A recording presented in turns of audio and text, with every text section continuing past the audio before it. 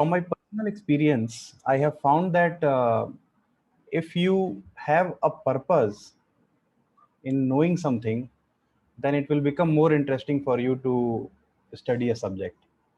So, in this subject, which is antenna and wave propagation, I think it would be much better for us to know why we are studying this subject, and what are the contents of this subject that we are presently undergoing the study of, and how are these different components of the subjects are connected, and why exactly we are studying it. So that is why what I am going to discuss in this video, and I hope that it will encourage all the students to study more deeply and take more interest in understanding this subject.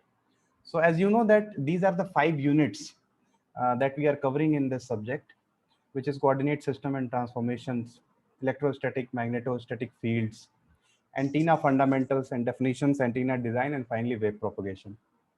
So we all study any subject in different units. We study mathematics, we study different components of a subject, but we should also ask that why we are studying all these things, what are the connection between all these units. And if you understand this, if you have a greater idea of any subject in your brain, it will become much more interesting for you to study any particular subject. So this theory applies to any subject. So let me tell you why we are studying all these units. So first of all, as I already told you, that what is an antenna? Any antenna is a device that takes voltage and current as its input. My drawing is not very good, but this thing is an antenna which takes input in the form of voltage and current from wires and then converts it into electromagnetic waves. And these waves are capable of traveling wirelessly from one place to another place. So you can find the application of antenna in every part of your life, like when you talk to your friend using mobile phone. So you don't have any wire connection between the two persons.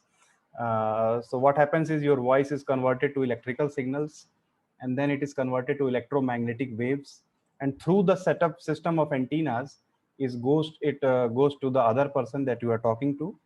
And there also the reverse process happens. The electromagnetic waves are converted back to voltage and currents, and then using some transducer, that voltage and currents is converted to in the form of voice. So that is what the other person hears. So in the process of understanding this conversion process from voltage current to electromagnetic waves, uh, and how these wave propagates in free space or air, we must have to deal with some mathematics, right? So any wave, and first of all, let me tell you that these waves are made of electric and magnetic fields that you already know. Voltage and current, if it is in wire, it is just voltage and current.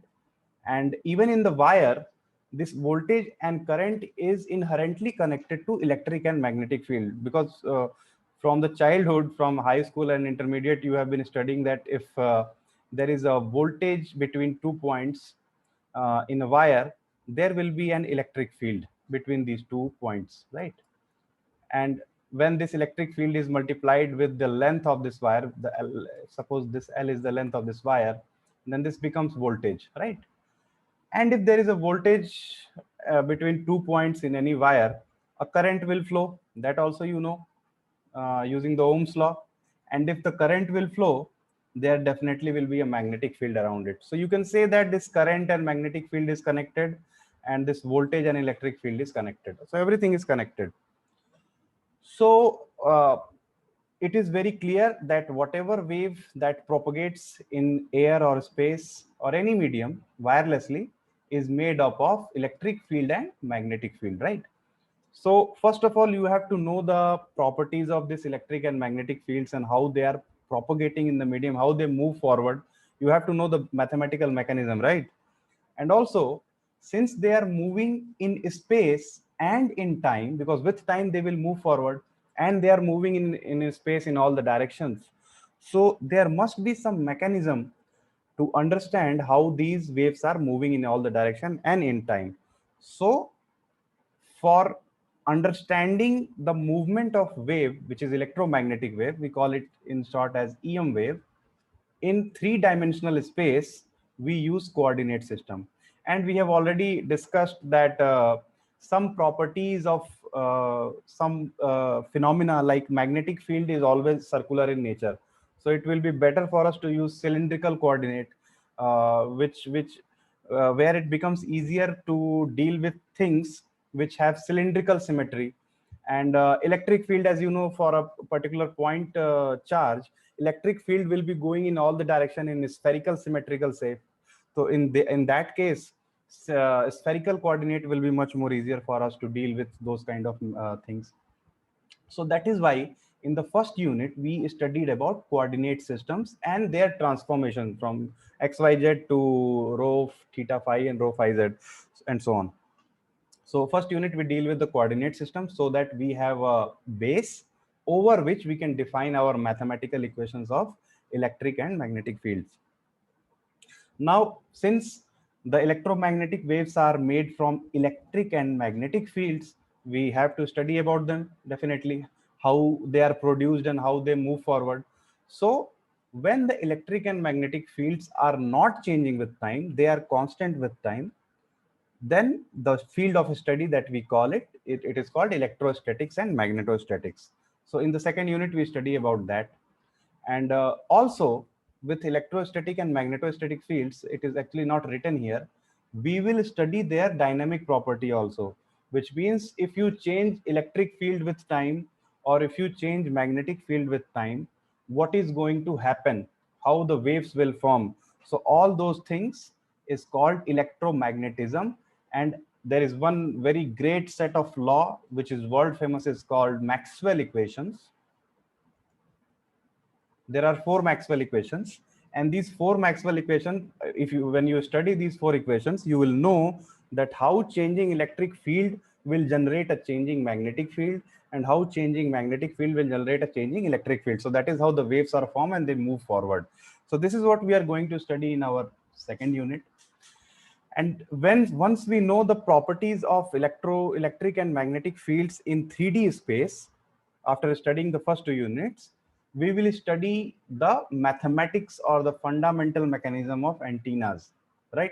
How antennas produce electromagnetic waves. So suppose you know that there are many kind of antennas. Uh, Suppose if you had seen an antenna like this in someone's home, there was a small wire. This was a TV antenna basically.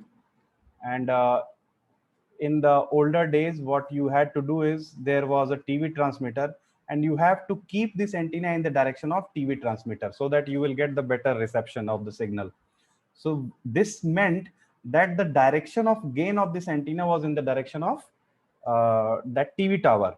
But then came your mobile phones, and then came these FM radios. So in FM radio, you will see that you don't have to point your radio in some particular direction. So what happens is that the radio tower antennas are omnidirectional. They will transmit in all the direction, and your radio antenna is also capable of receiving signal from any direction. So these kind of antennas will be radiating electromagnetic waves in all the direction, and they will be receiving electromagnetic waves from all the direction. So in this case, the gain is constant in all the direction. But in the case of this Yagi Uda antenna that you will study, the gain was in a particular direction, so you had to move it in a particular direction. So this is what is all about the mathematics of antenna. How does an antenna work? So that is what you are going to study in your unit 3. It is all about the antenna fundamental and definition. So you will be seeing antenna gain and directivity of antenna, like what is the actual direction of antenna and everything. So after you are done with the mathematics of antenna, you will study about different kind of antenna. So for different applications, there are different kind of antenna, and one of the most popular antenna is the dipole antenna that you will study in your uh, syllabus.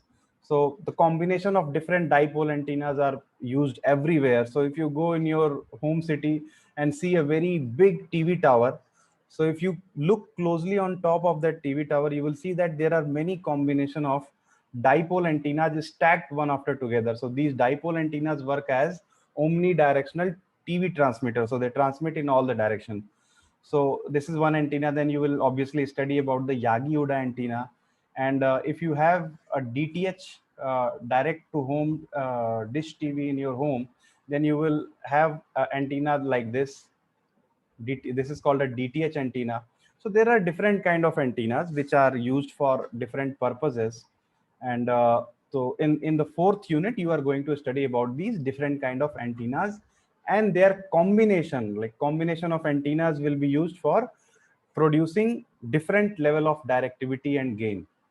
So finally, once you are done with different kind of antennas, how antennas work and how these electromagnetic waves work, you will come to the application part of these electromagnetic waves, the communication. So in the fifth unit, you will study about how different kind of communication, wireless communication systems are working nowadays. So the first one is, for example, is a ground wave propagation.